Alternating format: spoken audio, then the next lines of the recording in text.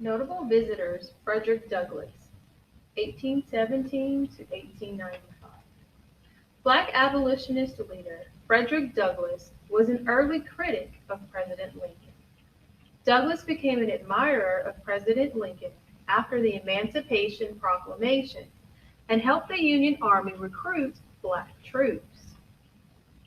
In August of 1863, Douglass went to President Lincoln to urge equal pay for black soldiers. Nearly a year later, on August 19, 1864, Douglass returned to the White House at the president's request. Douglass was impressed that President Lincoln prolonged their conversation despite the arrival of Connecticut Governor William A. Cunningham. Douglass recalled Mr. Lincoln said, "Tell Governor Buckingham to wait, for I want to have a long talk with my friend Frederick Douglass." Douglass commented, "This was probably the first time in the history of this republic when its chief magistrate found occasion or disposition to exercise such an act of impartiality between persons so widely different in their positions and supposed claims upon his attention." From the manner of the governor when he was finally admitted, I inferred that he was as well satisfied with what Mr. Lincoln had done or had omitted to do as I was. In his autobiography, Life and Times of Frederick Douglass, the abolitionist author wrote, "The increasing opposition to the war in the North and the mad cry against it because it was being made an abolition war alarmed Mr. Lincoln and made him apprehensive that a peace might be forced upon him which would leave still in slavery all who had not come within our lines. What he wanted was to make his proclamation as effective as possible in the event of such a peace." He said in a regretful tone, "The slaves are not coming so rapidly and so numerously to us as I had hoped." I replied that the slaveholders knew how to keep such things from their slaves, and probably very few knew of his proclamation. "Well," he said, "I want you to set about devising some means of making them acquainted with it, and for bringing them into our lines." He spoke with great earnestness and much solicitude, and seemed troubled by the attitude of Mr. Greeley, and the growing impatience there was being manifested through the North at the war. He said he was being accused of protracting the war beyond its legitimate object, and of failing to make peace when he might have done so to advantage. He was afraid of what might come of all these complaints, but was persuaded that no solid and lasting peace could come short of absolute submission on the part of the rebels, and he was not for giving them rest by futile conferences at Niagara Falls or elsewhere with unauthorized persons. He saw the danger of premature peace, and like a thoughtful and sagacious man as he was, he wished to provide means of rendering such consummation as harmless as possible. I was the more impressed by his benevolent consideration because he before said, in answer to the peace clamor, that his object was to save the Union, and to do so with or without slavery. What he said on this day showed a deeper moral conviction against slavery than I had even seen before anything spoken or written by him. I listened with the deepest interest and profoundest satisfaction, and at his suggestion agreed to undertake the organizing of a band of scouts composed of colored men whose business should be somewhat after the original plan of John Brown, to go into the rebel states beyond the lines of our army and carry the news of emancipation and urge the slaves to come within our boundaries. Presumably, it was at this meeting that Mr. Lincoln told the abolitionist leader, Douglas, I hate slavery as much as you do, and I want to see it abolished altogether. A few days later, Douglas wrote the president, all with whom I have thus far spoken on the subject concur in the wisdom and benevolence of the idea, and some of them think it is practicable that every slave who escapes from the rebel states is a loss to the rebellion and a gain to the loyal cause. I need not stop to argue. The proposition is self-evident. The Negro is the stomach of the rebellion. Reaching the Capitol, I took my place in the crowd where I could see the presidential procession as it came upon the east portico, and where I could hear and see all that took place. Douglas later wrote, the whole proceeding was wonderfully quiet, earnest, and solemn. From the oath administered by Chief Justice Chase to the brief but weighty address delivered by Mr. Lincoln, there was a leaden stillness about the crowd. The address sounded more like a sermon than a state paper. Douglas described events later that day when he tried to attend the inaugural levee at the Executive Mansion.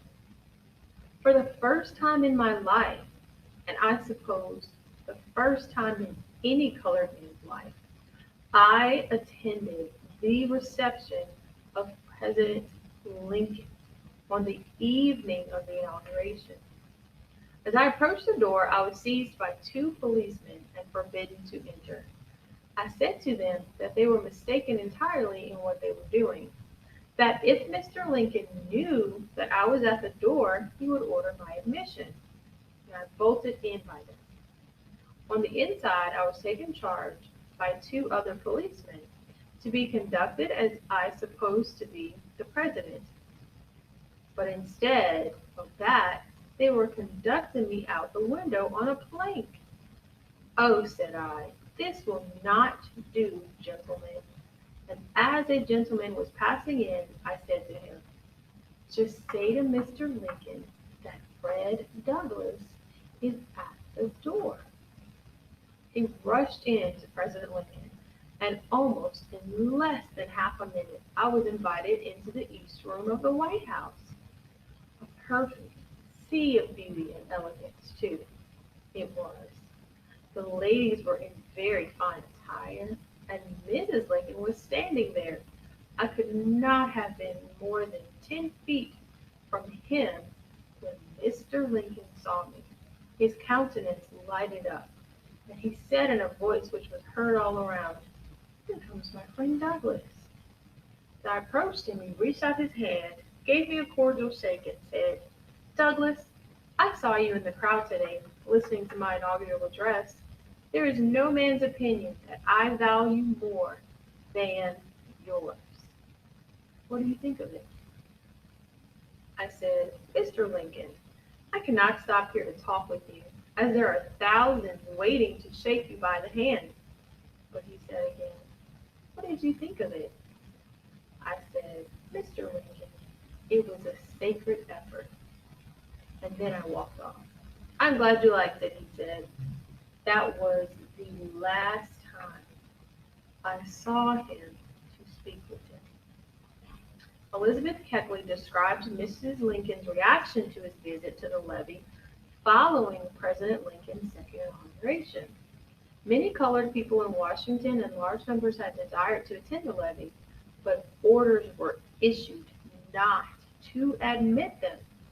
A gentleman, a member of Congress, on his way to the White House, recognized Mr. Frederick Douglass, the eloquent colored orator, on the outskirts of the crowd. How do you do, Mr. Douglas? A fearful jam tonight. You are going in, of course.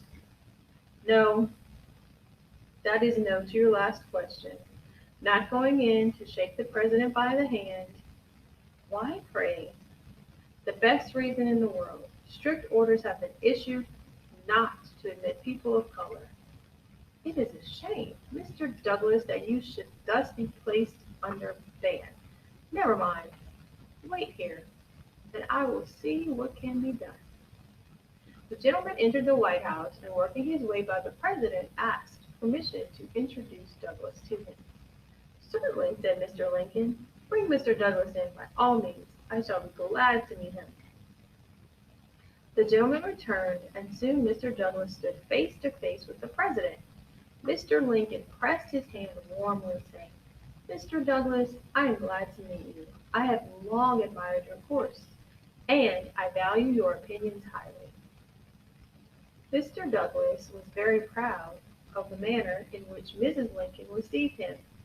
On leaving the White House, he came to a friend's house where a reception was being held, and he related the incident with great pleasure to myself and others. On the Monday following the reception at the White House, everybody was busy preparing for the grand ball to come off that night. I was in Mrs. Lincoln's room the greater portion of the day. While dressing her that night, the president came in, and I remarked to him how much Mr. Douglas had been pleased on the night he was presented to Mr. Lincoln. Mrs. L. at once turned to her husband with the inquiry, Father, why was not Mr. Douglas introduced to me? I do not know, I thought, he was presented, but he was not. It must have been an oversight then, Mother. I am sorry you did not meet him. I finished dressing her for the ball and accompanied her to the door. She was dressed magnificently and entered the ballroom leaning on the arm of Senator Sumner, a gentleman that she very much admired. Mr. Lincoln walked into the ballroom accompanied by two gentlemen. This ball closed the season. It was the last time that the president and his wife ever appeared in public. Douglas escaped from slavery in 1838 after a harsh life of servitude in Maryland. He was later hired by William Lloyd Garrison as a speaker for the Anti-Slavery Society. He founded and edited the North Star, an abolitionist newspaper. After Lincoln's assassination, he became an ally of radical Republicans and a friend of Mary Todd Lincoln, who gave him one of President Lincoln's canes. It was often said during the war that Mrs. Lincoln did not sympathize fully with her husband in his anti-slavery feelings, but I never believed this concerning her, and have good reason for being confirmed in my impression of her by the fact that when Mr. Lincoln died and she was about leaving the White House, she selected his favorite walking cane and said, I know of no one that would appreciate this more than Fred Douglas. She sent it to me at Rochester and gave it, and I have it in my house to this day, and expect to keep it there as long as I live, that Douglas later wrote. President Ulysses S. Grant appointed Frederick Douglass Marshal of District of Columbia and Minister to Haiti, the two highest appointed positions in the federal government to which a Black American was appointed in the 19th